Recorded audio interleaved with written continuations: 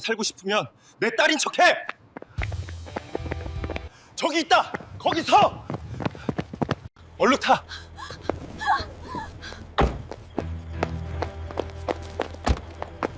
부산항 뒷골목, 낯선 남자가 민주의 입을 틀어막았습니다. 정체불명의 남자들이 추격해오고 있었죠. 남자는 순식간에 다정한 아빠로 변해 민주를 구해줬습니다. 검은 벤츠 안 충격적인 전화가 울렸습니다. 회장님, 찾으셨습니까? 평창동 저택에 도착하자 봉투 하나가 건네졌습니다. 3살부터 지금까지 몰래 찍은 민주의 사진들, 한 장당 1억 원씩 총 20억. 민주는 20년 동안 누군가의 거래 대상이었습니다. 도대체 이 남자는 누구일까요? 그리고 엄마가 감춘 진실은 무엇일까요? 사연 시작 전 구독과 좋아요로 함께 해주세요. 잔뜩 찌푸린 하늘에서 금방이라도 비가 쏟아질 것 같은 11월의 어느 늦은 밤이었습니다. 비릿한 부산항의 바다 냄새보다 더 지독한 건 집에서 기다리는 엄마의 목소리였습니다. 23살 민주는 퉁퉁 부은 발을 이끌고 캄캄한 뒷골목을 걷고 있었습니다. 식당에서 6시간을 꼬박 써서 일해번 돈, 이 꼬깃꼬깃한 지폐 몇 장을 엄마 윤계숙에게 뺏길 생각을 하니 발걸음이 천근만근이었죠. 오늘은 얼마야? 뭐야? 이것밖에 안 돼? 환청처럼 들리는 엄마의 날카로운 고함 소리.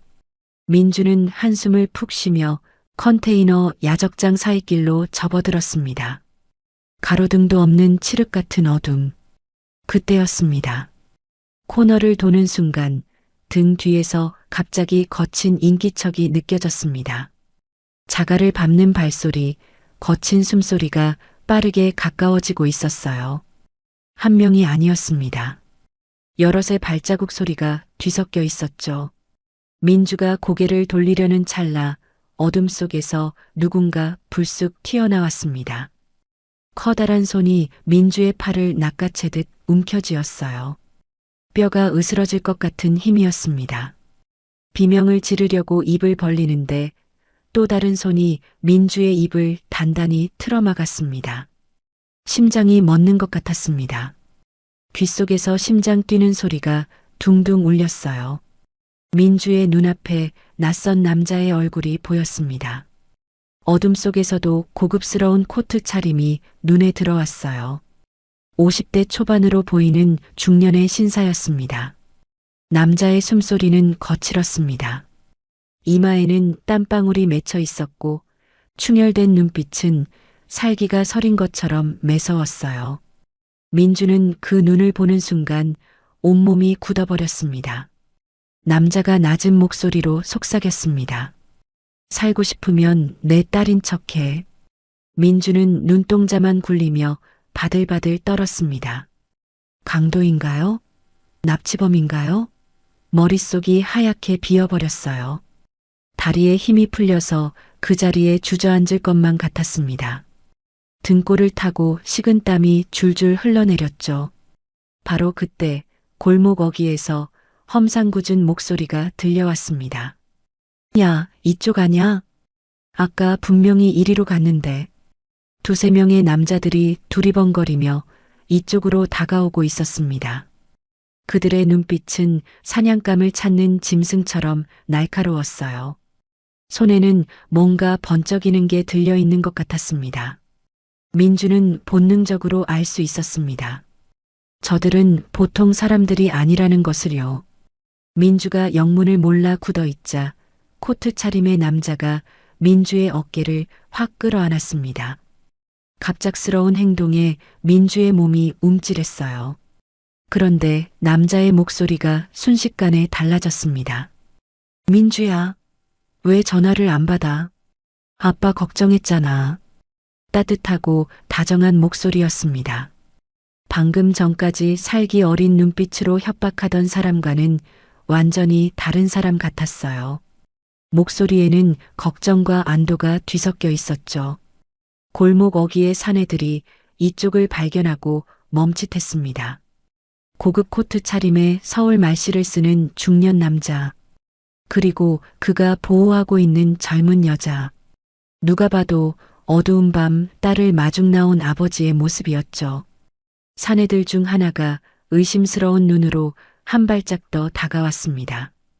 남자가 민주를 자신의 등 뒤로 감싸 안으며 날카롭게 쏘아보았습니다. 뭡니까? 우리 딸한테 볼 일이라도 있습니까? 남자의 목소리에는 묵직한 위압감이 실려 있었습니다. 눈빛은 상대를 얼어붙게 만들 정도로 차가웠어요.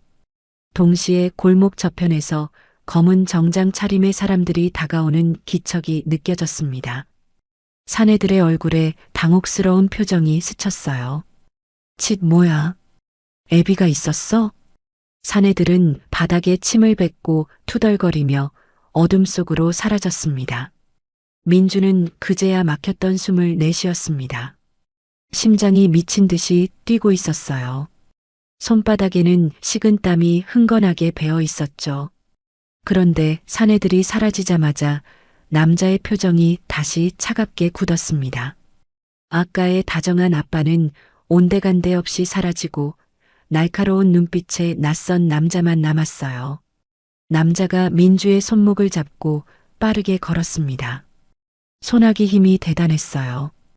골목을 빠져나가자 번쩍이는 검은색 벤츠가 보였습니다. 남자가 뒷문을 열었습니다. 민주가 망설이는 사이 골목 쪽에서 다시 발소리가 들려왔습니다. 아까 그 사내들이 돌아오는 것 같았어요. 이번에는 더 많은 발자국 소리가 뒤섞여 있었습니다. 남자가 급하게 민주를 차 안으로 밀어 넣었습니다. 설명할 시간 없어. 일단 타. 쾅 하고 문이 닫혔습니다. 남자가 운전석에 올라타자마자 차가 굉음을 내며 출발했습니다. 민주는 좌석에 내동댕이 쳐지듯 쓰러졌어요. 가죽 시트에서 세차 냄새가 났습니다. 정신을 차렸을 때는 이미 차가 부산항을 벗어나 고속도로 쪽으로 달리고 있었어요. 차창 밖으로 가로등 불빛이 빠르게 스쳐 지나갔습니다. 민주는 공포에 질려 문을 두드렸습니다. 내려줘. 경찰에 신고할 거야. 목소리가 떨렸습니다. 손이 부들부들 떨려서 문 손잡이도 제대로 잡을 수가 없었어요. 심장이 터질 것처럼 두근거렸습니다. 남자가 백미러로 민주를 바라보았습니다.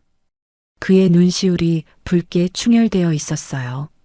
분노 때문인지 아니면 다른 감정 때문인지 민주는 알 수 없었습니다.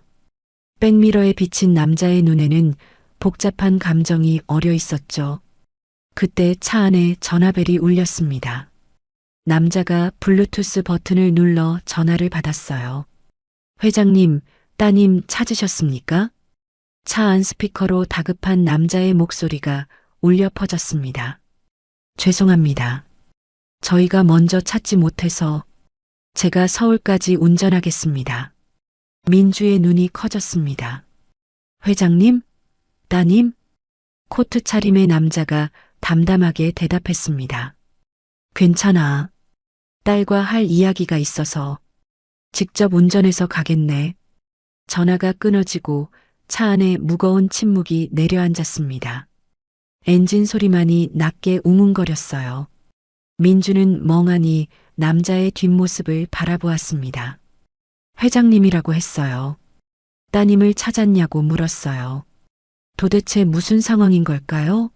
머릿속이 뒤죽박죽이었습니다. 남자가 입을 열었습니다. 경찰은 널 못 지켜. 낮고 단호한 목소리였습니다. 백미러를 통해 민주와 눈이 마주쳤어요. 내가 네 진짜 아빠다. 민주는 말문이 막혔습니다. 낯선 남자의 뜬금없는 고백에 머릿속이 멈춰버렸어요. 진짜 아빠라고요? 무슨 소리예요?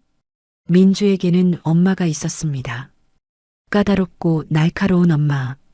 그 엄마 밑에서 23해를 살아왔어요. 아빠는 어린 때 돌아가셨다고 들었습니다.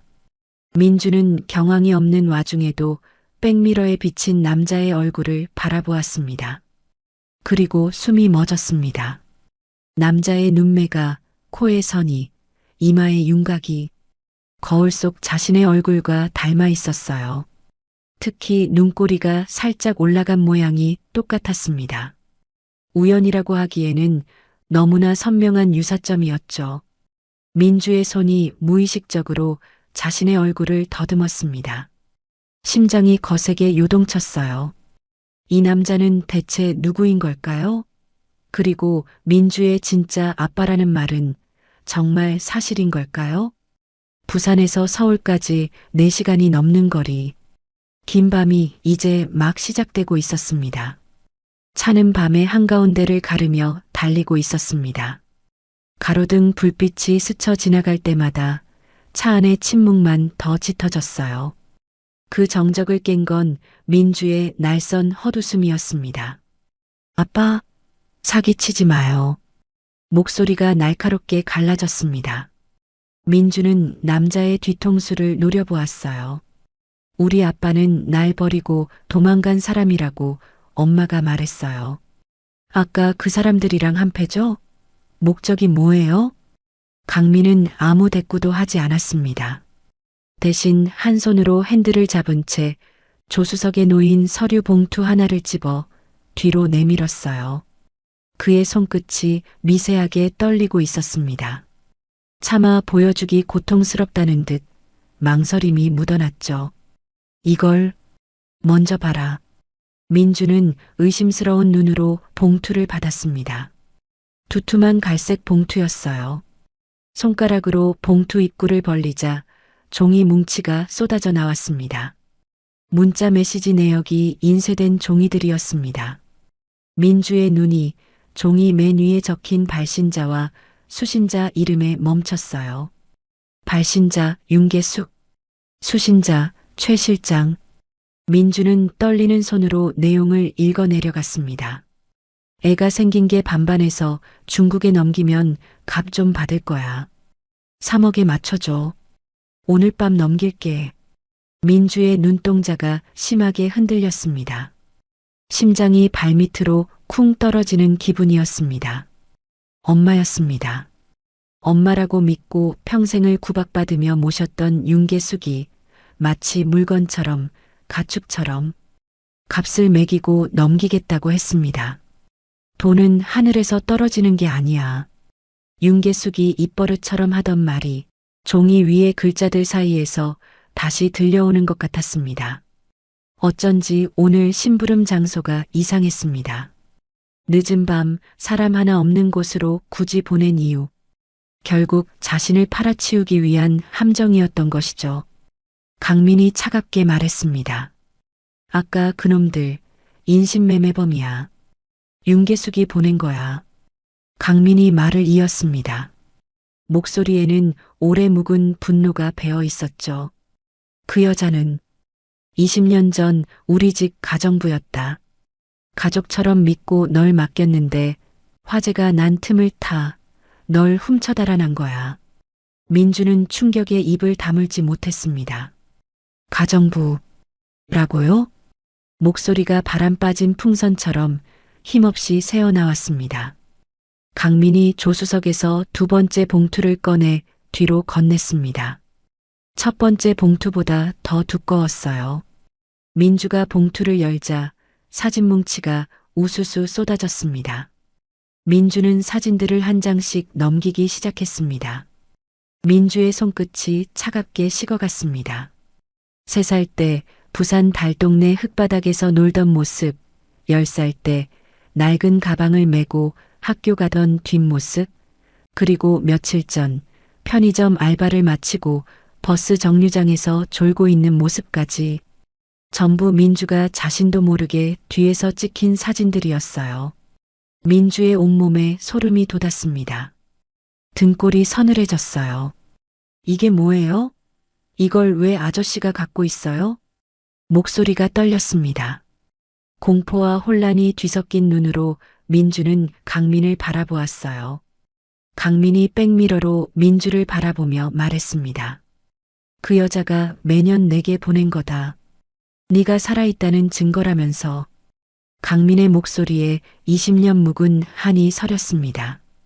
이 사진 한 장 보낼 때마다 내가 1억씩 보냈다. 지난 20년 동안 민주는 숨이 턱 막혔습니다. 사진 한 장에 1억 원. 그 여자는 윤계숙으로 이름도 바꾸고 대포폰과 대포통장만 이용했어. 추적이 거의 불가능했지. 그럴수록 난 더 겁이 났어.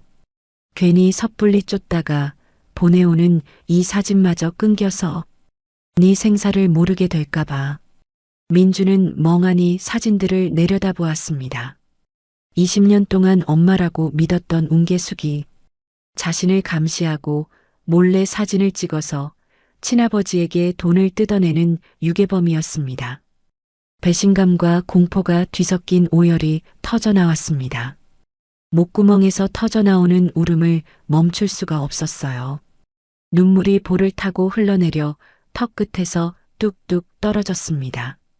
하지만 아직 이 남자를 완전히 믿을 수는 없었습니다. 이 모든 것이 또 다른 함정일 수도 있다는 생각이 들었어요. 세상은 그렇게 친절하지 않다는 걸 민주는 너무 일찍 배웠으니까요.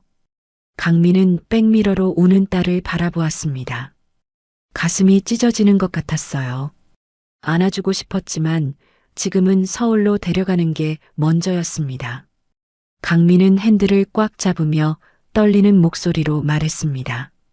너를 잃은 죄책감 때문에 그 사진으로 지금까지 버텨왔단다. 이제 지옥은 끝났어.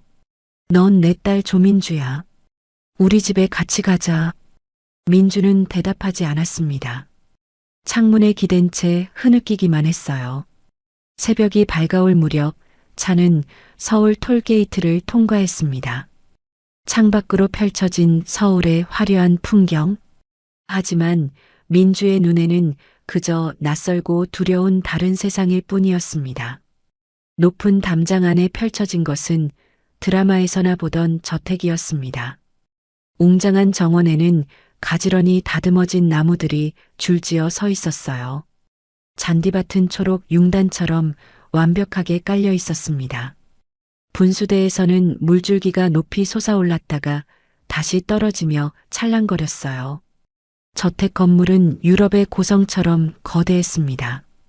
창문마다 불빛이 켜져 있어서 마치 궁전 같았어요.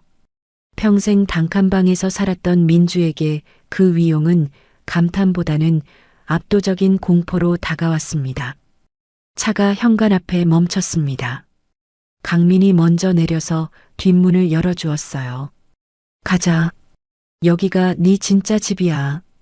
민주가 주춤거리자 강민이 부드럽지만 단호하게 덧붙였습니다. 그리고 안에서 엄마가 널 기다리고 있어. 20년 동안 한순간도 널 잊지 못한 네 진짜 엄마가. 민주는 떨리는 눈으로 거대한 저택의 현관을 올려다보았습니다. 닫힌 문 너머에서 금방이라도 무슨 일이 터질 것 같은 서늘한 기운이 감돌고 있었습니다. 서울 평창동 대저택의 육중한 참나무 문이 소리 없이 열렸습니다. 넓은 현관홀에는 검은 정장 차림의 고용인들이 양쪽으로 도열해 일제히 허리를 숙였습니다. 어서 오십시오, 회장님. 아가씨. 민주는 고개를 들지 못했습니다. 거울처럼 반짝이는 대리석 바닥 위 민주의 낡고 더러운 운동화가 너무나 초라하게 비쳤습니다. 민주는 아직 강민을 믿지 못했습니다.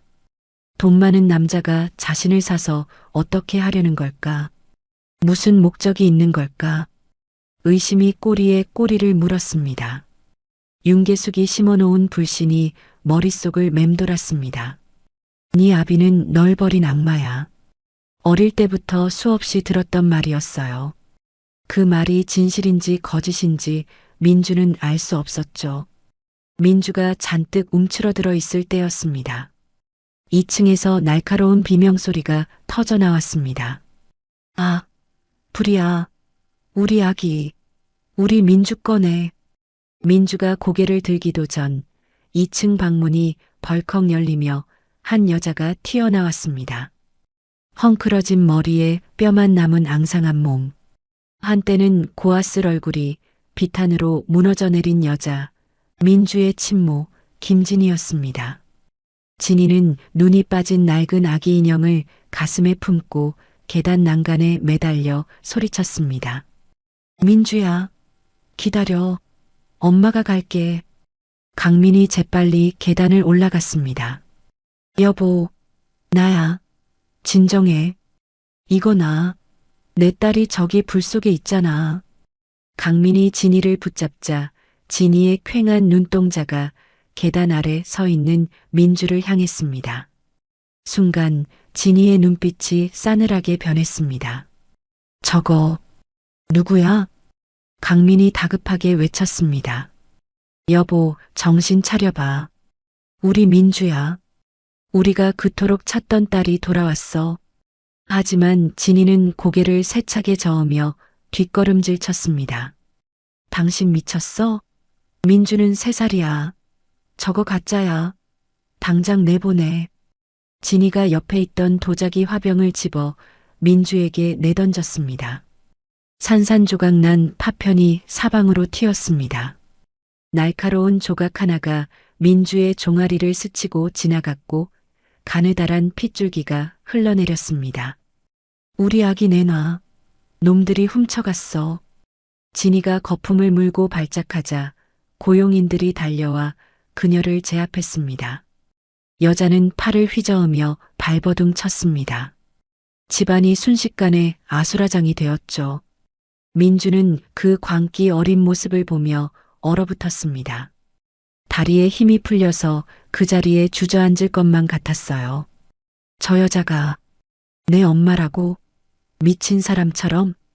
하지만 민주의 눈에 들어온 건 여자의 광기만이 아니었습니다.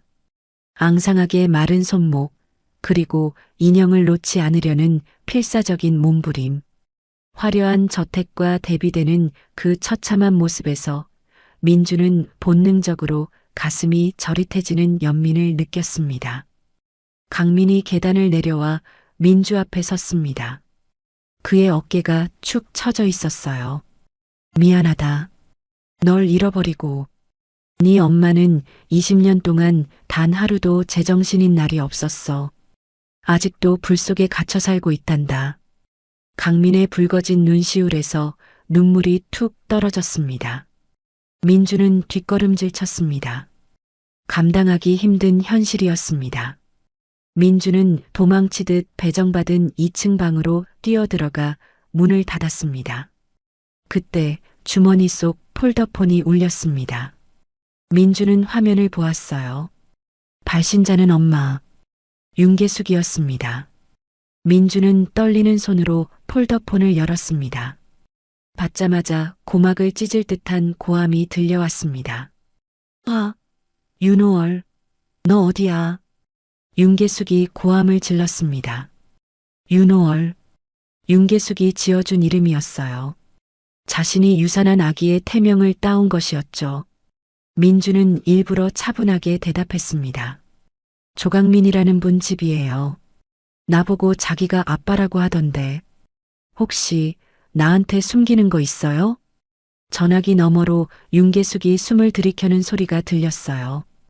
뭐? 조강민?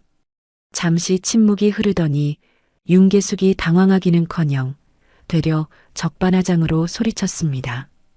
이야, 이거 은혜도 모르는 기집애네.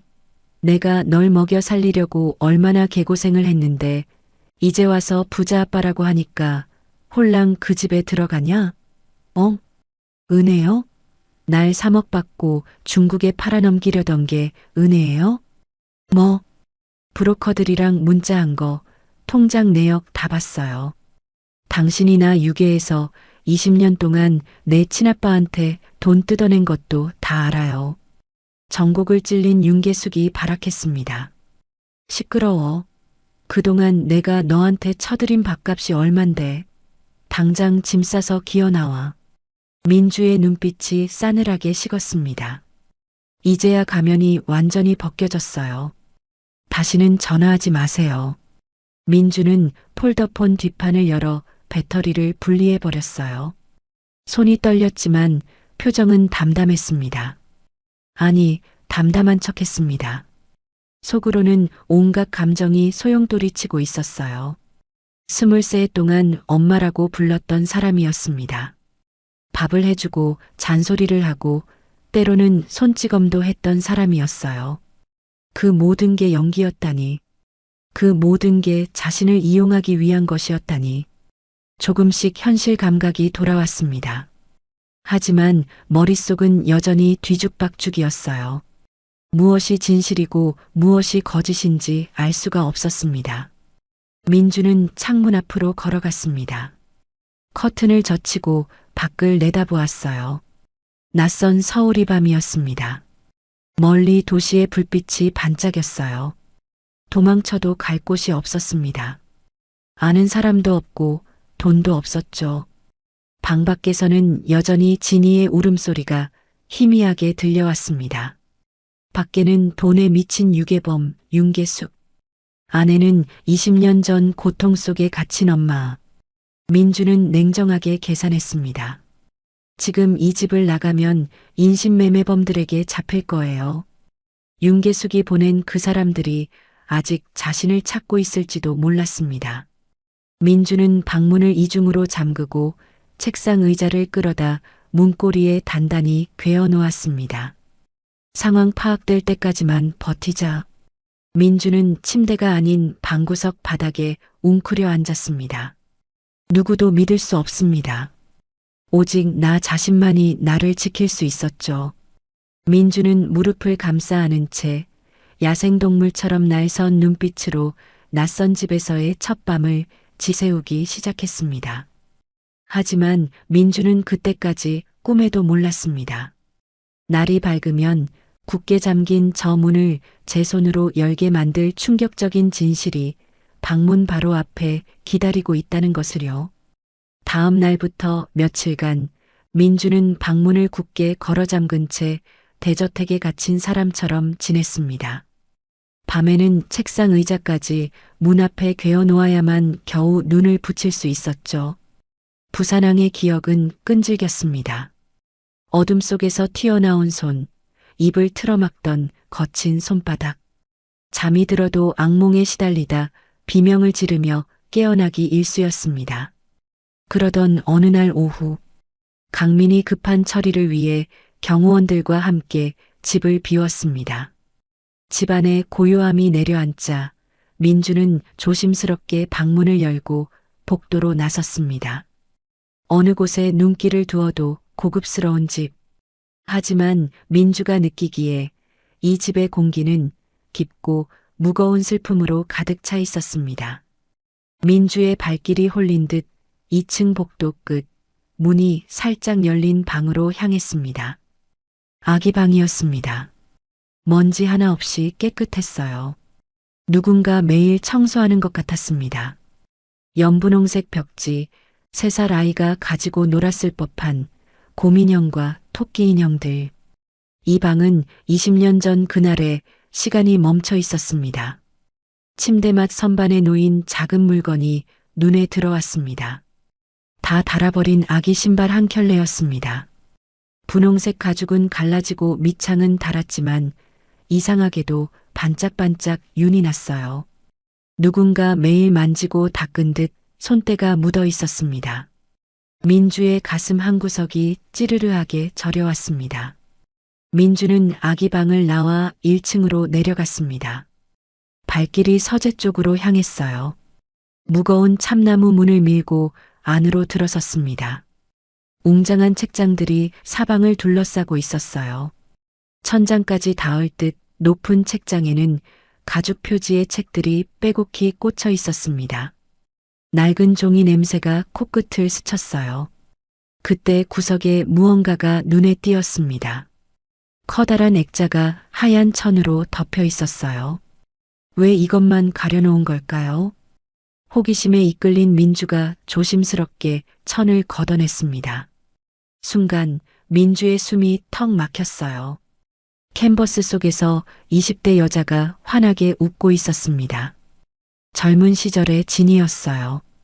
흰 드레스를 입고 햇살 가득한 정원에 서 있는 모습이었습니다. 눈이 초승달처럼 휘어지도록 웃고 있었어요.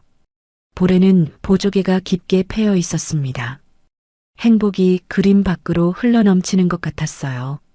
민주는 그 자리에 얼어붙어 자신의 뺨을 감싸쥐었습니다. 이건 나잖아. 거울을 보는 것 같았습니다. 아니, 거울보다 더 선명했습니다. 살짝 올라간 눈꼬리, 웃을 때 패이는 깊은 보조개, 도톰한 입술선까지. 윤계숙과는 단 한 군데도 닮지 않아 평생을 의아해했던 자신의 얼굴이 이 그림 속에 그대로 박제되어 있었습니다. 정말 이 사람이 내 엄마인 거야? 민주의 입에서 떨리는 목소리가 새어나왔어요. 네 아비는 널 버린 악마라던 윤계숙의 세뇌가 거부할 수 없는 핏줄의 증거 앞에서 와르르 무너져 내렸습니다. 민주는 떨리는 손으로 그림 속 엄마의 얼굴을 쓰다듬었습니다. 그때 등 뒤에서 낮은 목소리가 들렸습니다. 그 그림이 네 엄마 가장 행복했던 시절이다. 민주가 화들짝 놀라 뒤를 돌았습니다. 언제 왔는지 강민이 문가에 서서 그 모습을 지켜보고 있었습니다. 강민의 눈가는 촉촉하게 젖어 있었습니다. 그는 민주에게 다가오려다 민주가 놀랄까봐 그 자리에 멈춰 섰습니다. 강민이 조심스레 한 발짝 다가왔어요. 민주는 움찔했지만 더 뒤로 물러나지는 않았습니다. 너를 잃어버린 후로 저 웃음도 사라졌어. 미안하다. 내가 지켜주지 못해서. 강민의 목소리에는 20년 묵은 회한과 죄책감이 뚝뚝 묻어났습니다. 민주는 그의 눈빛에서 거짓을 찾으려 했지만 보이는 것은 아픈 아비의 마음뿐이었습니다. 민주의 마음속 단단했던 경계벽에 금이 가기 시작했습니다.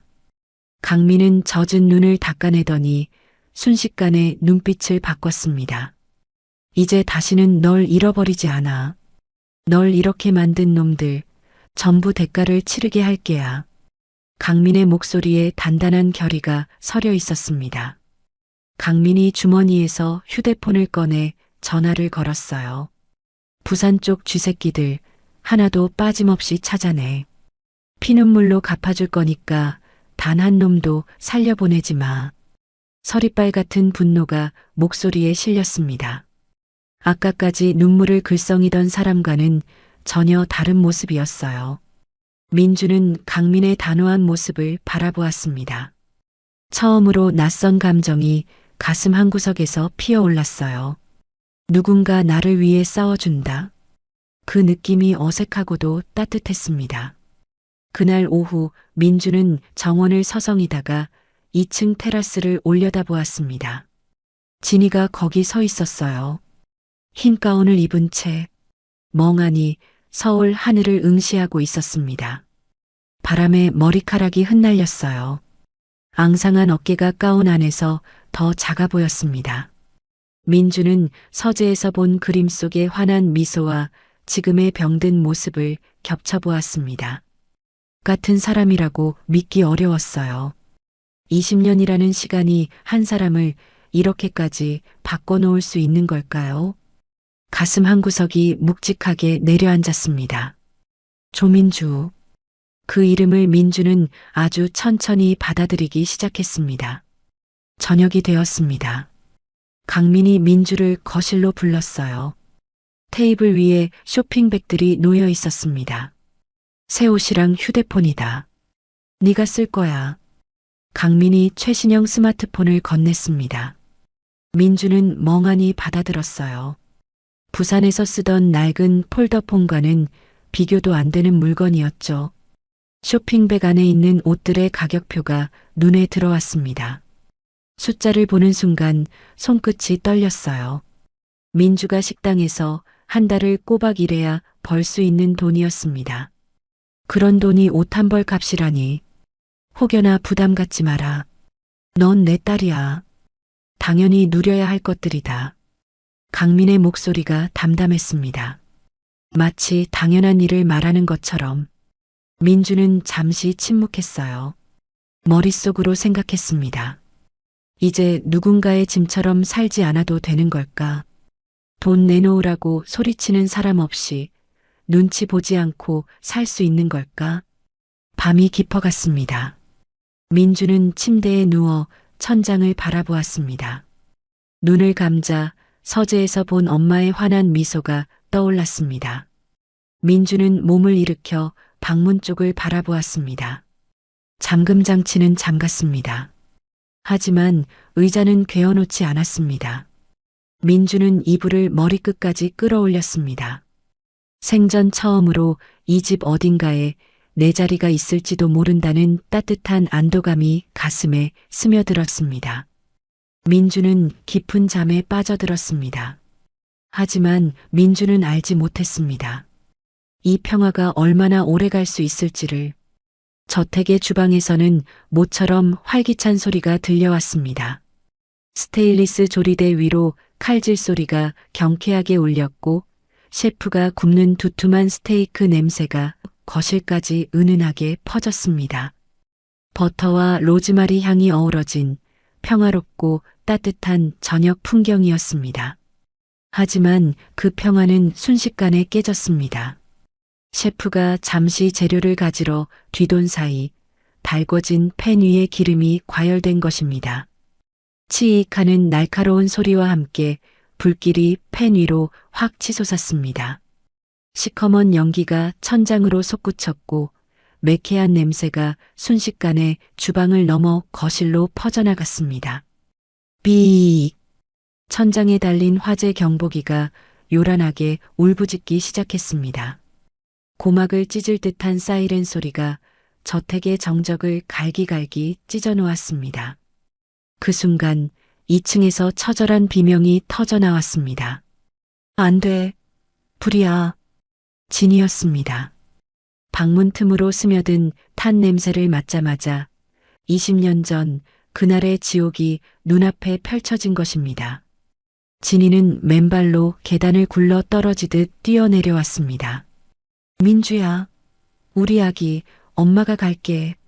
진이의 눈은 뒤집혀 있었고 얼굴은 핏기 하나 없이 창백했습니다.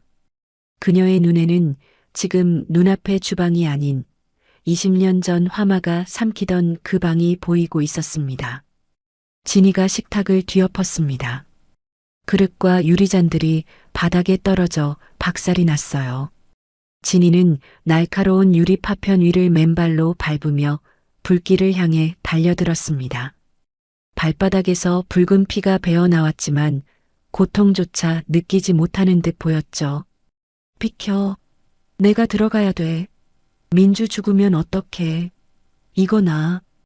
고용인들이 달려들어 말렸지만 아이를 잃을지도 모른다는 공포에 휩싸인 엄마의 괴력은 당해낼 수가 없었습니다.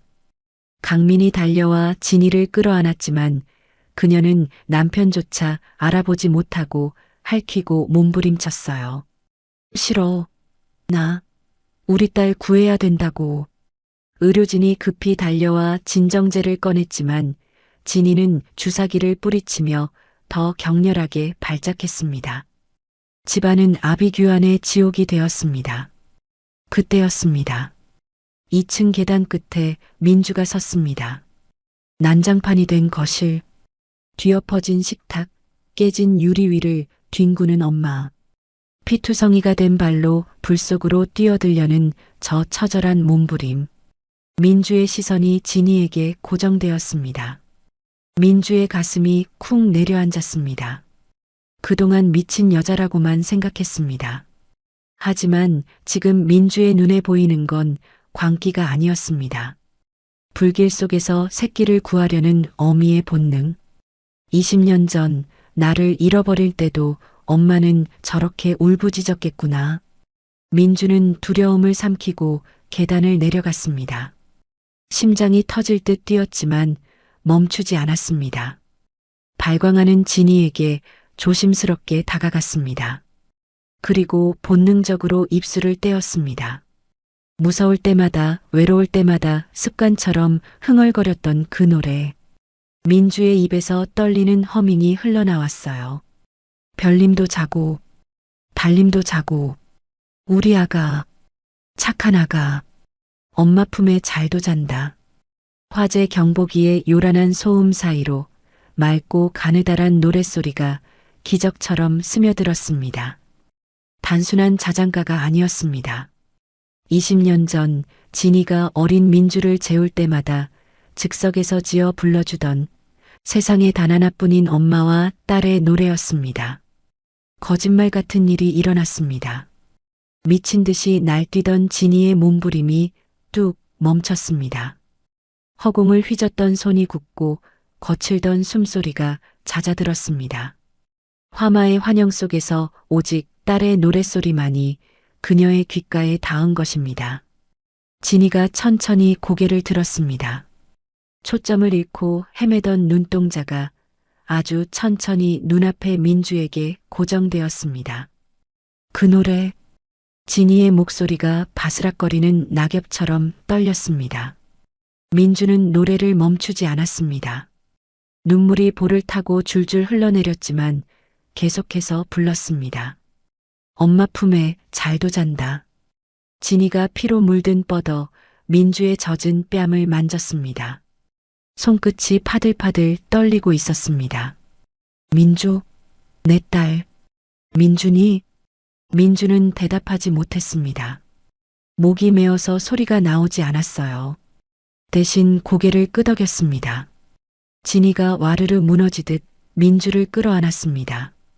살아있었구나. 진이의 몸이 부들부들 떨렸어요. 그녀의 앙상한 팔이 부서져라 딸의 등을 감싸 안았습니다. 살아있었구나. 내 새끼, 살아있었어. 엄마가 미안해. 20년 동안 어디 있었어. 진이는 목 놓아 울었습니다. 그동안의 한이, 죄책감이, 그리움이 한꺼번에 터져 나왔습니다. 민주도 엄마의 마른 등을 끌어안고 어린아이처럼 엉엉 울었습니다.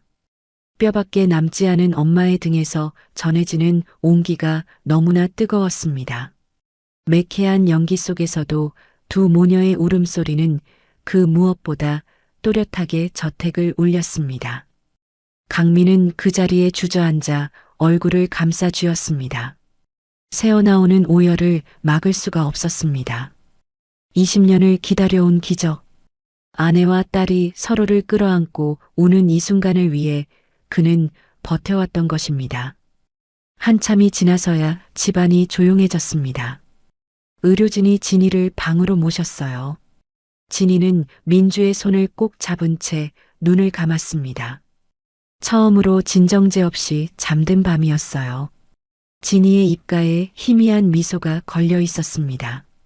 모든 것이 정리된 늦은 밤, 강민은 굳은 표정으로 주방 천장을 올려다보았습니다. 화재 경보기는 정상적으로 울렸습니다. 그런데 정작 불을 꺼야 할 스프링클러가 단 한 방울의 물도 뿜어내지 않았습니다. 강민이 스프링클러 스위치를 눌러보았습니다. 작동했다가 멈췄다가를 반복했어요. 분명히 고장 난 것이었습니다. 강민이 관리인을 불러 호통쳤습니다. 이게 어떻게 된 겁니까? 저번 달 안전 점검 때만 해도 멀쩡하지 않았나요? 관리인이 사색이 되어 대답했습니다. 그게 시스템 오류 같습니다. 그런데 작동 센서가 인위적으로 꺼져 있는 것 같기도 하고 강민의 눈빛이 매섭게 빛났습니다. 수리업체 불러주세요. 당장 고쳐야 합니다. 아, 이 모델은 특수 부품을 해외에서 공수해야 해서 빨라야 2주는 걸린답니다. 2주? 강민은 어둠이 내려앉은 창밖을 노려보았습니다. 정원의 나무들이 바람에 흔들리며 거대한 그림자를 만들고 있었죠. 단순한 기계 고장일 수도 있습니다. 낡은 부품이 때마침 수명을 다한 것일 수도 있고요. 하지만 기적처럼 되찾은 행복 때문일까요? 강민은 아주 작은 균열조차 예민하게 느껴졌습니다. 방패 없이 무방비로 노출된 2주라는 시간. 그는 왠지 모를 한기에 셔츠 깃을 여몄습니다. 닫힌 창문 틈으로 이유를 알 수 없는 서늘한 밤바람이 스산하게 새어 들어오는 것만 같았습니다. 며칠 후 아침이었습니다. 민주는 창가에 앉아 새로 받은 스마트폰을 들여다보고 있었어요. 아직 이 비싼 물건이 자기 것이라는 게 실감이 나지 않았습니다. 그때 문자 알림이 울렸어요. 부산 부동산 보증금 반환 예정 안내. 민주의 눈이 커졌어요. 심장이 쿵 내려앉았습니다. 부산의 그 창고 같은 집은 민주 명의로 계약되어 있었어요. 윤계숙이 신용불량자였기 때문에 민주 이름으로 계약할 수밖에 없었죠. 그래서 보증금 관련 연락은 늘 민주에게 왔습니다. 민주는 바로 전화를 걸었습니다. 부동산 직원의 목소리가 아무렇지 않게 들려왔어요. 아, 어머님이 연락 주셨더라고요. 딸내미가 바빠서 위임했다고. 보증금 1,000만 원 싹 다 본인 계좌로 쏴달라시던데요. 민주의 손이 떨렸습니다. 그 돈이 어떤 돈입니까? 고등학생 때부터 잠주려가며 설거지하고 불판 닦아서 피땀으로 모은 돈이었습니다. 빚까지 져가며 마련한 민주의 전 재산이자 목숨값이었습니다. 민주는 자리에서 일어나 곧장 강민을 찾아갔습니다. 부산에 가야 해요. 지금 당장요. 민주의 목소리가 단호했어요. 눈빛이 흔들리지 않았습니다. 강민은 잠시 말이 막혔습니다. 걱정스러운 표정이 스쳤어요. 윤계숙이 있는 곳에 딸을 보내고 싶지 않았습니다. 하지만 민주의 굳은 표정을 보더니 고개를 끄덕였어요. 혼자 못 보내. 나도 간다. 함께 있어주마. 강민의 목소리가 단단했습니다. 검은색 벤츠가 고속도로를 집어삼킬 듯 질주했습니다. 민주는 입술을 깨물며 창밖만 노려보았습니다. 손톱이 손바닥을 파고들어 피가 통하지 않을 정도였습니다. 더 이상 당하지만은 않을 거야. 민주는 스스로에게 다짐했습니다. 해질녘 부산의 좁은 골목길. 차가 멈추자 익숙한 곰팡이 냄새가 훅 끼쳐왔습니다. 낡은 건물들, 빛바랜 간판들, 금이 간 시멘트 벽. 창고를 개조한 작은 집 앞에 차가 멈췄습니다. 민주가 20년 가까이 살았던 곳이었어요. 문은 활짝 열려 있었습니다. 안으로 들어서니 집은 텅 비어 썰렁했습니다. 돈 되는 가전제품이며 이불까지 윤계숙이 싹쓸이에 간 뒤였습니다. 민주는 텅 빈 방을 둘러보다가 시선이 한쪽 벽에 붙은 붙박이장에 멈췄습니다. 어릴 적 호기심에 문이라도 열라치면 윤계숙이 빗자루를 들고 쫓아와 두들겨 패던 곳. 거기 귀신 산다. 손 떼면 죽는다. 하며 악을 쓰던 금기구역. 그래서 평생 한 번도 열어본 적이 없었습니다. 민주가 홀린 듯 장롱문을 확 젖혔습니다. 안은 텅 비어 있었습니다. 그런데 바닥이 이상했습니다. 민주가 무릎을 꿇고 바닥을 두드렸어요. 텅, 텅, 속이 텅 비어 있는 헐거운 소리가 났습니다. 강민이 다가와 낡은 장판을 우지끈 뜯어냈습니다. 나무 바닥 아래 비밀 공간이 드러났습니다. 퀴퀴한 곰팡내와 함께 낡은 나무 괴짝 하나가 웅크리고 있었습니다.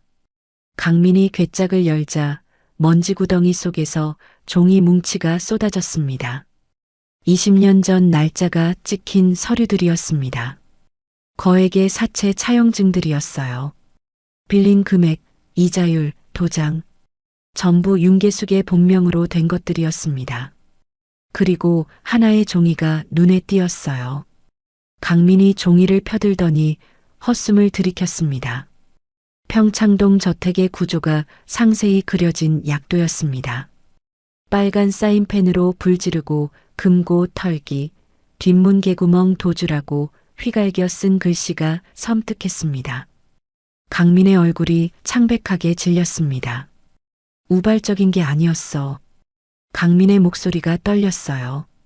빚 갚으려고 계획적으로 불을 지른 거야. 더 기가 막힌 건 괴짝 바닥에 깔린 일기장이었습니다. 표지가 너덜너덜한 노트를 펼치자 종이가 찢어질 듯 꾹꾹 눌러 쓴 악필이 튀어나왔습니다. 펜을 너무 세게 눌러서 종이가 찢어진 곳도 있었죠. 분노와 광기가 글자 하나하나에 배어 있었어요. 김진희는 다 가졌다. 예쁜 얼굴, 돈 많은 남편, 건강한 아기까지. 나는 뭐가 있나? 내 새끼는 뱃속에서 죽었는데 이대로는 억울해서 못 산다. 다 태워버릴 거다. 빼앗아 올 거다. 일기장 사이에는 강민과 진희의 행복한 가족 사진이 끼워져 있었습니다. 그런데 진희의 얼굴 부분만 볼펜으로 수십 번을 찔러 시커멓게 구멍이 뚫려 있었습니다. 민주는 온몸에 소름이 돋아 팔을 문질렀습니다. 단순한 유괴범이 아니었습니다. 윤계숙은 자신이 가지지 못한 행복을 가진 여자를 향해 지독한 열등감과 질투로 불을 지른 미치광이었습니다. 그때였습니다. 현관문이 쾅 하고 열렸습니다. 아이씨, 이놈의 부동산이 미쳤나? 왜 돈이 안 들어와? 윤계숙이 씩씩거리며 들어왔어요. 손에는 커다란 가방이 들려 있었습니다. 통장에 돈이 안 들어오니 혹시 뭐 남은 게 없나 싶어 씩씩거리며 들어온 것이었죠. 그녀는 방 한가운데 서 있는 강민과 민주를 보고 입을 딱 벌렸습니다. 강민이 약도와 일기장을 흔들며 말했어요.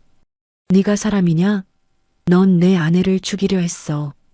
그리고 내 딸을 팔아넘기려 했고. 윤계숙의 얼굴이 사색이 되었습니다. 입술이 파르르 떨렸어요. 눈동자가 흔들렸습니다. 그건 오해고 변명조차 잊지 못했습니다. 눈이 이리저리 굴러갔어요. 출구를 찾는 것 같았습니다. 민주가 앞으로 나섰습니다. 눈에서 불꽃이 튀는 것 같았어요. 당신은 악마야. 민주의 목소리가 떨렸습니다. 울분이 터져 나왔어요. 20년 동안 날 속였어. 엄마인 척하면서. 민주의 분노에 찬 고함에 비굴하던 눈빛이 궁지에 몰린 독사처럼 표독스럽게 변했습니다. 그래, 이 기집애야. 그래서 네가 뭘 어쩔 건데. 계숙이 괴성을 지르며 민주에게 달려들었습니다. 민주의 머리채를 확 휘어잡고 억센 팔뚝으로 목을 감아조였어요. 민주가 비명을 지르며 뒤로 꺾였습니다. 계숙은 민주를 방패막이 삼아 뒤로 주춤주춤 물러났습니다.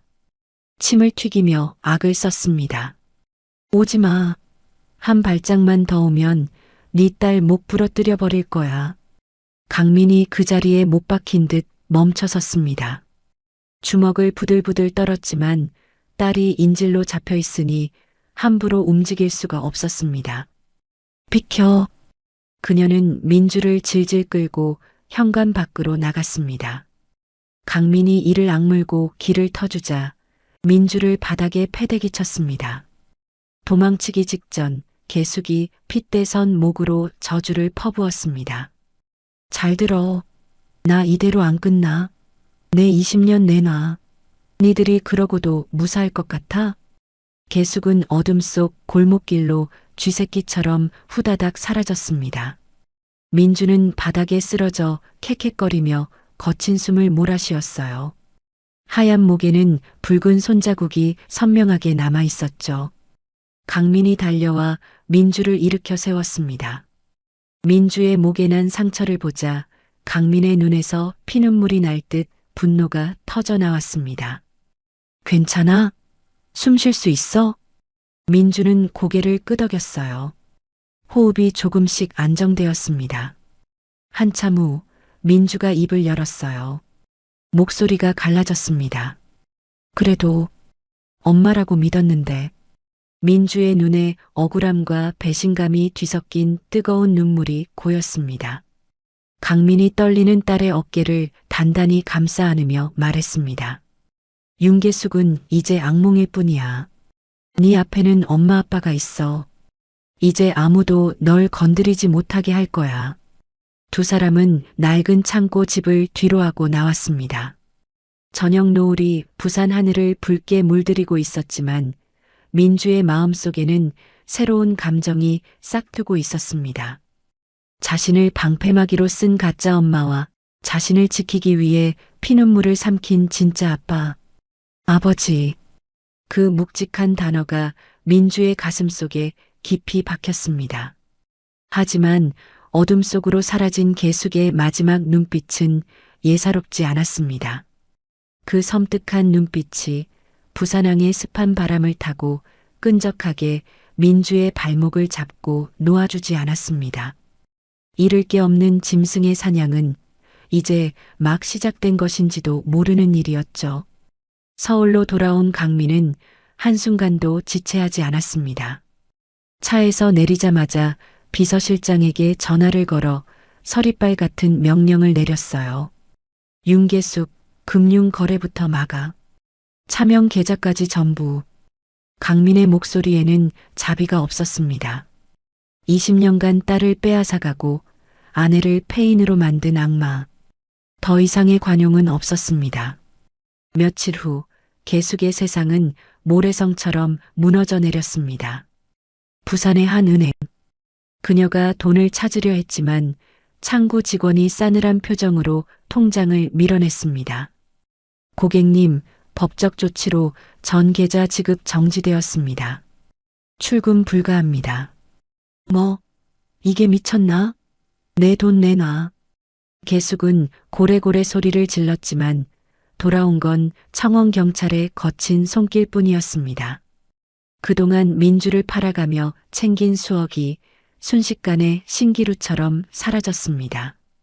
급한 대로 새로 사귄 남자에게 전화를 걸었어요. 자기야, 나 급해서 그러는데 돈 좀. 아, 너 숲에 떨어졌다며? 유괴의 방화에 인신매매까지? 미친 것 같으니라고. 다신 연락하지 마. 재수가 없으려니까. 뚜뚜하는 단절음과 함께 계숙은 철저히 혼자가 되었습니다. 갈 곳도 잘 곳도 돈도 없었습니다. 계숙은 부산 뒷골목을 떠돌며 노숙자 신세로 전락했습니다. 며칠째 씻지 못한 몸에서는 시궁창 냄새가 진동했고 머리카락은 떡져 엉겨붙었습니다. 편의점 앞에 주저앉아 소주병을 기울이는데 지나가던 행인이 코를 막으며 말했습니다. 어우, 냄새. 거지가 왜 여기 있어? 그 말이 계숙의 마지막 남은 자존심을 산산조각 냈습니다. 그녀는 깨진 거울 조각에 비친 자신의 몰골을 보며 이를 갈았습니다. 이게 다 김진희, 조강민, 그리고 배은망덕한 윤호월 그년 때문이야. 서울 평창동 저택에서는 전혀 다른 풍경이 펼쳐지고 있었습니다. 저녁 무렵 진희가 민주를 식탁으로 불렀어요. 진희의 얼굴에는 오랜만에 생기가 돌았습니다. 눈빛이 초롱초롱 빛났어요. 민주야, 이리 와봐. 강민이 사준 고급스러운 원피스를 입은 민주가 식탁 앞에 섰습니다. 그 순간 민주의 눈이 휘둥그레졌습니다. 식탁 위에는 김이 모락모락 나는 미역국과 갈비찜, 잡채가 한가득 차려져 있었습니다. 그리고 그 한가운데 하얀 생크림 케이크 위로 23개의 촛불이 영롱하게 타오르고 있었습니다. 민주는 그 자리에 얼어붙었어요. 생일 파티, 태어나서 처음 해봐요. 민주의 목소리가 떨렸습니다. 목이 메어서 말이 잘 나오지 않았어요. 생일은 계숙에게 저주받는 날이었습니다. 네가 태어난 바람에 내 인생 꼬였다. 미역국은 무슨 밥값이나 해라. 그 모진 말들을 23년 동안 듣고 살았습니다. 생일날 밥 한 끼 제대로 먹은 적이 없었습니다. 케이크는커녕 축하 한마디도 들어본 적이 없었어요. 그래서 민주는 자기 생일이 싫었습니다. 그날이 오면 숨고 싶었어요. 강민이 다가와 민주의 어깨를 따뜻하게 감싸주었습니다. 진희가 민주의 손을 잡으며 울먹였어요. 꼭 해주고 싶었어. 네가 우리 곁에 없을 때도 엄마는 매년 케이크를 사서 촛불을 켰어. 네가 없는 20번의 생일을 축하하면서 기다려왔지. 진이의 눈에 눈물이 고였어요. 하지만 입가에는 미소가 걸려 있었습니다. 태어나줘서 고맙다, 민주야. 살아있어줘서, 우리 딸로 와줘서 정말 고맙다. 민주는 일렁이는 23개의 불꽃을 바라보았습니다.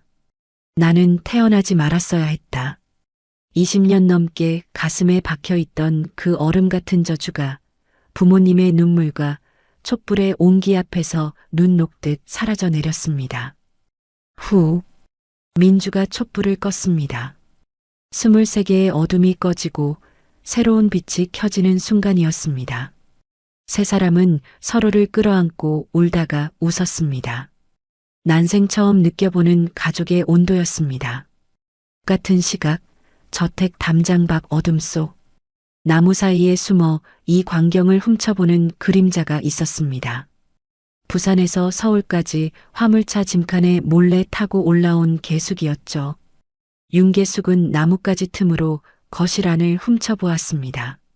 새 옷을 입고 공주처럼 웃는 민주, 인자하게 웃는 강민, 그리고 행복해 보이는 진이. 윤개숙의 동공이 지진이 난 듯 흔들리다 뒤집혔습니다. 저건 내 자리야. 입술을 씹어 피가 배어 나왔습니다. 저 여자가 또 빼앗았어. 내 돈, 내 아이, 내 행복. 전부 다. 박탈감은 광기가 되어 윤계숙의 이성을 집어삼켰습니다. 웃지 마. 그 행복, 내가 다 태워버릴 거야. 내가 못 가지면 아무도 못 가져.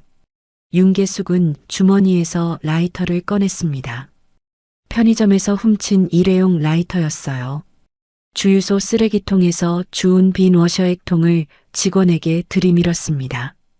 여기 휘발유 가득 채워. 직원이 떡진 머리에 악취를 풍기는 윤계숙을 보며 뒷걸음질 쳤습니다. 아니, 손님. 규정상 이런 통에는.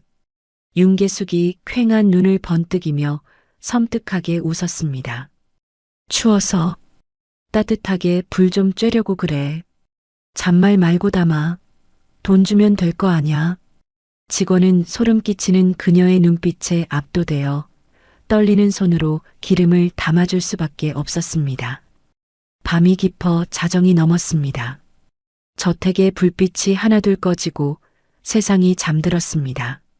민주는 포근한 이불 속에서 오늘 찍은 가족 사진을 품에 안고 행복한 꿈을 꾸며 잠들었습니다. 내일도 이런 행복이 계속될 거라 믿으면서요. 하지만 담장 밖 개숙은 기름통을 든 채 저택 뒤편으로 향했습니다. 높은 담장과 최첨단 보안 시스템. 그러나 개숙은 망설이지 않았습니다. 그녀는 알고 있었습니다. 20년 전 이 집 가정부로 일할 때 식자재를 몰래 빼돌리던 사각지대, 쪽문 개구멍의 위치를 말입니다. 강민이 보안업체를 바꿔도 건물의 구조 자체는 바뀌지 않았다는 것을 그녀는 본능적으로 알았습니다. 윤계숙이 덩굴에 가려진 낡은 쪽문을 찾아내고는 비릿하게 웃었습니다.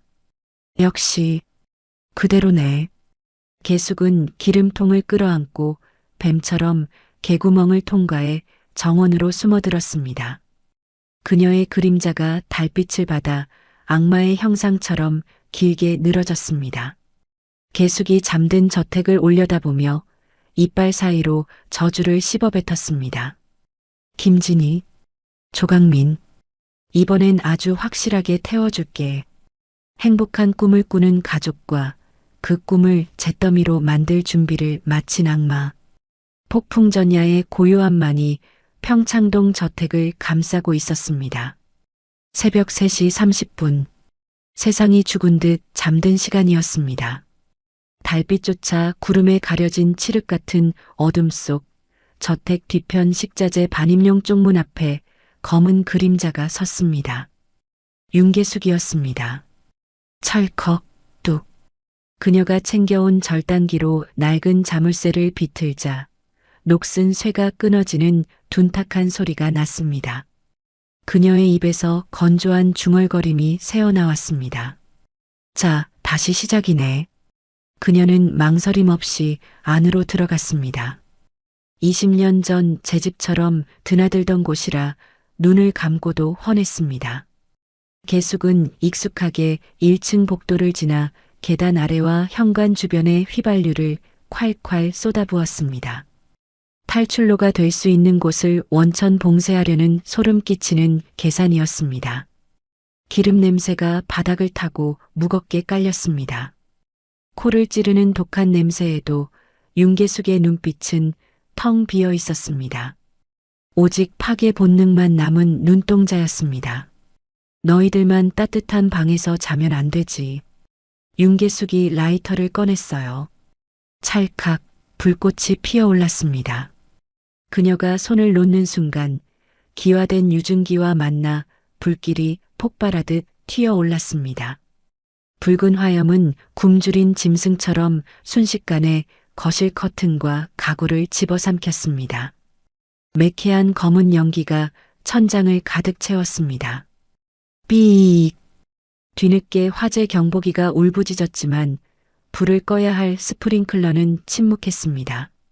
안방 문이 벌컥 열리고 강민이 튀어나왔습니다. 숨을 쉴 수 없는 열기와 연기. 불이야. 여보. 민주야. 강민의 비명이 저택을 울렸습니다. 진이가 비틀거리며 나왔지만 거대한 불길을 보자마자 다리가 풀려 주저앉았습니다. 20년 전 그날의 트라우마가 온몸을 마비시킨 것입니다. 아, 안 돼. 민주, 내 새끼. 진이가 울부짖었어요. 손이 허공을 헤집었습니다. 강민은 주저앉은 아내를 억지로 일으켜 테라스 쪽으로 밀쳤습니다. 당신 먼저 나가. 내가 민주 데려올게. 제발 정신 차려. 그리고 뒤를 돌아보니 2층으로 가는 계단은 이미 시뻘건 불지옥이었습니다. 강민은 욕실로 뛰어들어가 이불에 찬물을 쏟아부었습니다. 물에 흠뻑 젖은 이불을 머리에 뒤집어 쓰고 그는 망설임 없이 불길 속으로 몸을 던졌습니다. 이번엔 안 놓쳐. 절대로. 강민은 네 발로 기어서 타오르는 계단을 올랐습니다. 젖은 이불이 열기에 말라가고 살이 익는 듯한 고통이 밀려왔지만 그는 이를 악물고 버텼습니다. 2층 복도. 앞이 보이지 않는 연기 속에서 강민이 소리쳤습니다. 민주야. 콜록, 콜록. 아빠. 민주의 방 안에서 희미한 비명이 들렸습니다. 강민이 어깨로 방문을 들이받았습니다. 쾅하는 굉음과 함께 문이 열리자 민주가 구석에 웅크린 채 벌벌 떨고 있었습니다. 뜨겁게 달궈진 문손잡이를 잡으려다 손에 화상을 입은 상태였습니다. 아빠, 무서워요. 살려주세요. 민주의 목소리가 가늘게 떨렸어요. 그때였습니다. 연기 자욱한 복도 구석에서 기괴한 그림자가 꿈틀거렸습니다. 불길을 피해 먼저 올라와 숨어있던 개숙이었습니다. 그녀는 그을린 얼굴에 흰자위만 번득이며 민주에게 달려들었습니다. 내 거야, 돌려내. 미친 여자처럼 귀여운 윤계숙이 민주의 발목을 낚아챘습니다. 이거 나. 당신 미쳤어. 싫어. 민주가 발버둥 쳤지만 죽기 살기로 매달리는 악력을 당해낼 수 없었습니다. 그 모습을 본 강민의 눈에서 불꽃이 튀었습니다. 내 딸 몸에 손대지 마. 강민이 짐승처럼 포효하며 몸을 날렸습니다. 강민의 어깨에 정통으로 받친 윤계숙이 벽에 처박히며 나뒹굴었습니다. 강민은 그 틈을 타 민주를 와락 끌어안았습니다. 민주야, 아빠 왔다. 숨 참아. 그는 민주를 품에 안고 주위를 둘러보았어요. 하지만 퇴로가 없었습니다. 계단은 이미 무너져 내렸고 불길은 방문 앞까지 들이닥쳤습니다. 남은 건 창문뿐이었습니다. 밖에서는 사이렌 소리가 들려왔지만 구조대가 오기엔 너무 멀었습니다. 강민은 주저없이 의자를 들어 창문을 내리쳤습니다. 유리가 깨지며 차가운 새벽 공기가 밀려 들어왔습니다. 아래를 내려다보니 2층 높이의 화단이 보였습니다. 맨몸으로 뛰어내리기엔 위험한 높이였지만 선택의 여지가 없었습니다. 뒤에서 윤계숙이 다시 기어왔습니다. 손톱이 깨져 피를 흘리면서도 그녀의 눈은 민주에게 고정되어 있었습니다. 안 돼. 가면 안 돼. 나랑 같이 죽어. 지옥에서 온 악기 같은 모습이었습니다. 강민은 민주의 어깨를 잡고 흔들림 없는 눈으로 딸을 응시했습니다. 민주야, 아빠 목 꽉 끌어안아. 절대로 놓으면 안 된다. 아빠 믿지? 눈 딱 감아. 민주가 떨리는 팔로 강민의 목을 감싸 앉아 강민은 딸의 머리를 자신의 가슴 깊이 파묻었습니다. 그리고 딸을 온몸으로 감싼 채 창문 밖 허공으로 몸을 던졌습니다. 둔탁하고 끔찍한 소리가 바닥을 울렸습니다. 강민은 자신의 등판으로 땅에 떨어지며 낙하 충격을 고스란히 받아냈습니다. 등뼈와 갈비뼈에서 겪어본 적 없는 끔찍한 고통이 밀려왔지만 그는 비명조차 지르지 않고 민주를 안은 팔에 더 힘을 주었습니다. 잠시 후 민주가 질끈 감았던 눈을 떴습니다. 자신은 강민의 배 위에 엎드려 있었습니다. 아빠의 몸이 쿠션이 되어준 덕분에 찰과상 하나 없었습니다. 귀에서는 웅웅거리는 이명 소리가 들렸습니다. 아빠. 강민은 고통에 신음하면서도 민주의 얼굴부터 더듬었습니다. 떨리는 손으로 딸의 볼을 만졌어요. 안 다쳤니? 우리 딸. 괜찮아? 입가에서 붉은 피가 주르륵 흘러내렸지만 강민은 웃고 있었습니다. 20년 전 지키지 못했던 딸을 이번엔 제 목숨을 걸고 지켜냈다는 안도의 미소였습니다. 그때 2층 창가에서 계숙의 처절한 비명이 들렸습니다. 뜨거워. 살려줘. 불길에 갇힌 계숙이 창틀에 매달려 발버둥 치다 뒤늦게 진입한 소방관들에게 짐짝처럼 끌려 나왔습니다. 민주는 움직이지 못하는 아빠를 끌어안고 통곡했습니다. 아빠, 눈 좀 떠봐요. 제발요.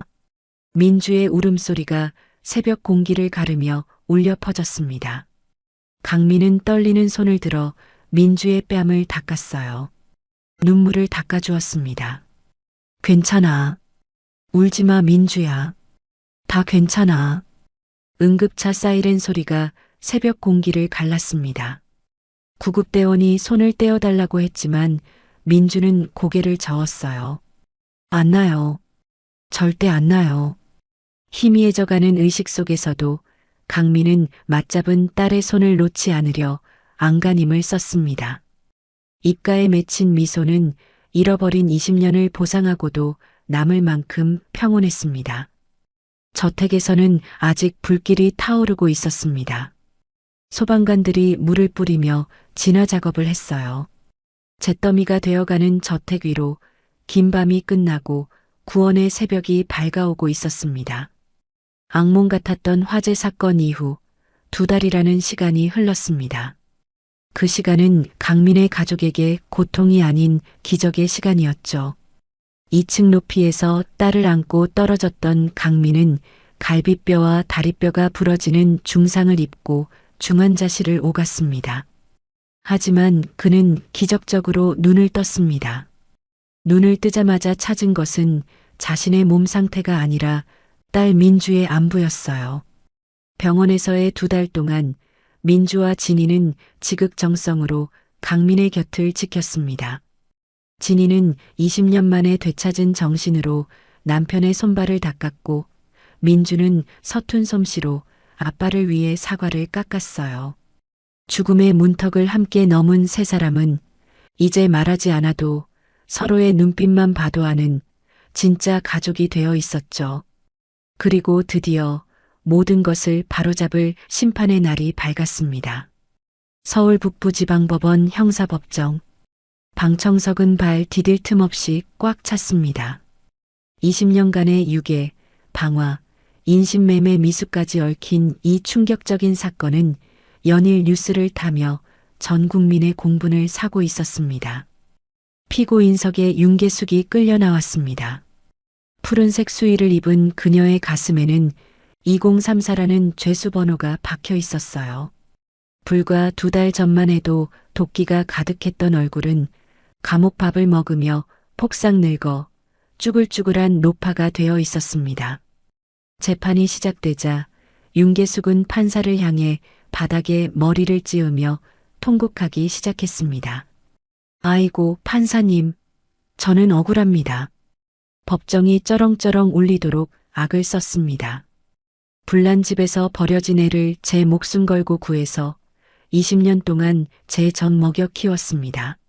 친부모도 못 알아보는 핏덩이를 제가 거뒀는데 이게 유괴입니까? 저는 낳지만 않았지 진짜 엄마입니다. 그녀의 뻔뻔한 연기에 방청석이 잠시 술렁였습니다. 내막을 모르는 일부 방청객들은 수군거렸어요. 하긴 20년 키운 정이 무섭지. 그래도 키워준 공은 있는 거 아니야? 맨 앞줄 휠체어에 앉은 강민의 주먹이 부들부들 떨렸습니다. 옆에 앉은 진이가 남편의 손등을 덮으며 침착하게 고개를 저었습니다. 우리에겐 민주가 있다는 믿음이었습니다. 검사가 자리에서 일어나 차분하게 외쳤습니다. 증인 입장하세요. 법정 문이 열리고 민주가 들어왔습니다. 단정한 검은색 정장 차림. 어깨는 곧게 펴져 있었고 눈빛은 흔들림 없이 단단했어요. 부산항 골목에서 땅만 보고 걷던 주눅든 소녀는 그곳에 없었습니다. 민주는 증언석에 앉아 피고인석의 윤계숙을 똑바로 쳐다보았습니다. 계숙이 움찔하며 시선을 피했습니다. 그녀의 국선 변호인이 공격적으로 질문을 던졌습니다. 증인, 피고인이 20년 동안 밥 먹여주고 재워준 건 사실 아닙니까? 엄마라고 부르며 가족처럼 지냈잖습니까? 민주가 마이크를 잡았습니다. 목소리에 한치의 떨림도 없었습니다. 네, 밥은 먹여줬습니다. 하지만 그건 딸이라서가 아니라 저를 팔기 위한 상품 관리이자 투자였기 때문입니다. 법정에 찬물을 끼얹은 듯 정적이 흘렀습니다. 민주는 준비해온 서류 뭉치를 들어보였어요. 강민이 찾아낸 증거, 도찰 사진과 입금 내역서였습니다. 이 사진들이 매년 제 친아버지에게 1억 원에 팔렸습니다. 20년 동안 20번, 총 20억이죠. 민주가 사진을 판사에게 보이며 말을 이었습니다. 저는 딸이 아니라 피고인의 연금이자 돈벌이 수단이었습니다. 방청석이 경악으로 들끓었습니다. 세상에 딸을 팔아서 장사를 했어? 저런 짐승만도 못한. 동정로는 순식간에 분노로 바뀌었습니다. 궁지에 몰린 윤계숙이 벌떡 일어나 삿대질을 했습니다. 아, 이 배은망덕한 기집애야. 내가 널 어떻게 키웠는데. 다 너 먹여 살리려고 그런 거잖아. 판사가 단호하게 말했습니다. 피고인, 발언 자제하세요. 경위가 윤계숙의 어깨를 눌러 앉혔어요. 검사가 차분히 말을 이었습니다. 피고인은 피해자를 반복적으로 감시하고 착취했습니다. 또한 최근에는 해외 인신매매 조직과 접촉한 정황도 확인되었습니다. 피해자를 3억 원에 팔아넘기려 했습니다. 방청석이 다시 술렁였어요. 기자들의 카메라 셔터 소리가 연달아 울렸습니다. 민주는 그런 윤계숙을 차갑게 내려다보며 마지막 쐐기를 박았습니다. 가족? 당신은 내 진짜 가족을 2번이나 불태워 죽이려 했어. 민주가 소매를 걷어 팔뚝에 남은 붉은 화상 흉터를 보여주었습니다. 그리고 가장 하고 싶었던 말을 토해냈습니다. 가장 중요한 것. 당신이 지은 이름 윤호월. 그건 당신이 유산한 뱃속에서 죽은 아이의 태명이었잖아. 윤계숙의 얼굴이 흙빛으로 변했어요. 자신의 치부가 만천하에 드러난 것이었습니다. 나는 처음부터 지금까지 계속 조민주였어야 했어. 민주의 눈에 눈물이 맺혔지만 꾹 참았습니다. 나는 당신 죽은 아이 대용품이었고 감정 쓰레기통이었어. 생일날마다 태어나지 말았어야 한다는 소리를 들었어. 그게 어떻게 가족이야? 민주의 절규에 방청석 여기저기서 훌쩍이는 소리가 들렸습니다. 계숙은 할 말을 잃고 털썩 주저앉았습니다. 민주가 재판장을 보며 단호하게 선언했습니다. 당신이 만든 착한 딸 윤호월은 20년 전에 죽었습니다. 저는 조강민과 김진희의 딸 조민주입니다. 재판장이 무거운 표정으로 판결문을 읽어 내려갔습니다. 피고인은 한 가정을 파괴하고 아동을 착취했으며 반성 없이 피해자를 모욕하고 있습니다. 죄질이 극히 불량하여 사회와 영구히 격리할 필요가 있습니다. 잠시 후 재판장의 입에서 준엄한 심판이 떨어졌습니다. 주문. 피고인 윤계숙에게 무기징역을 선고한다. 의사봉 소리가 법정을 갈랐습니다. 방청석에서 박수와 환호가 터져 나왔습니다. 휠체어에 앉은 강민은 참았던 눈물을 손등으로 훔쳤고 진희는 두 손을 모아 감사 기도를 올렸습니다. 이거 내가 억울해서 못 살아.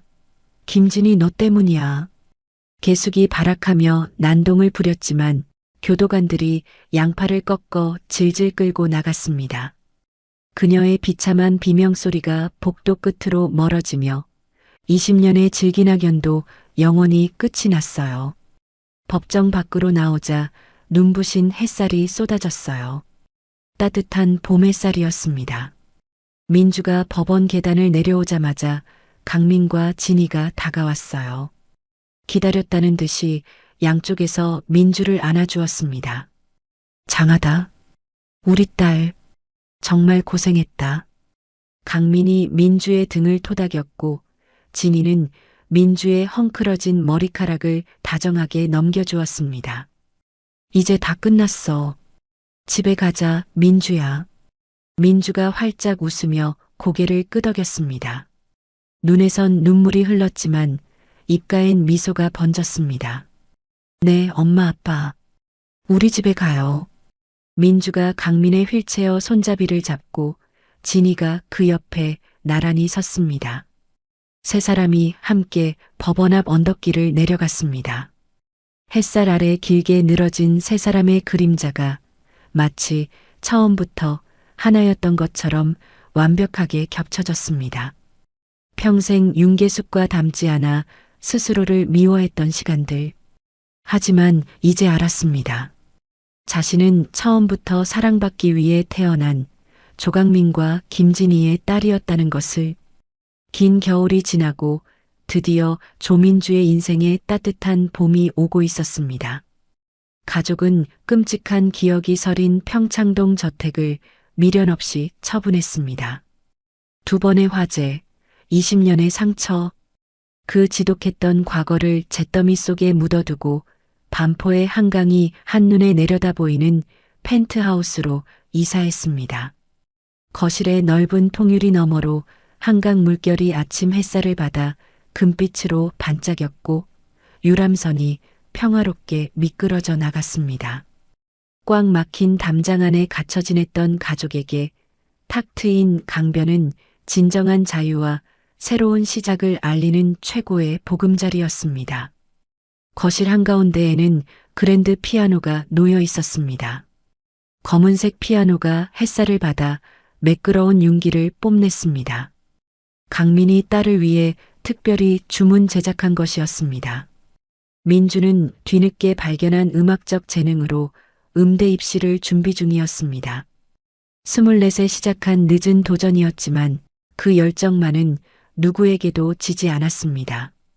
사실 부산 달동네 시절 민주가 유일하게 숨 쉴 수 있었던 곳은 낡은 피아노가 있던 작은 성당이었습니다.